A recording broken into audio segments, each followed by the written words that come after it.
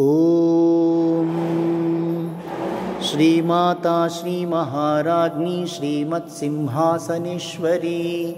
चिदग्निकुण्डसम्भूता देवकार्यसमुद्यता उद्यद्भानुसहस्राभा चतुर्बाहुसमन्विता रागस्वरूपपाषाढ्या क्रोधाकाराङ्कुशोज्ज्वला मनोरूपेक्षुकोदण्डा पञ्चतन्मात्रसायका निजारुणप्रभापूरमज्जद्ब्रह्माण्डमण्डला चम्पकाशोकपुन्नागसौगन्धिकलसत्कचा कुरुविन्दमनिश्रेणी कनत्कोटीरमण्डिता अष्टमे चन्द्रबिभ्राजदळिकस्थलशोभिता मुखचन्द्रकलङ्काभमृगनाभिविशेषका वदनस्मरमाङ्गल्यगृहतोरणचिल्लिका वक्त्रलक्ष्मीपरिवाहचलन्वीनाभलोचना नवचम्पकपुष्पाभनासा दण्डविराजिता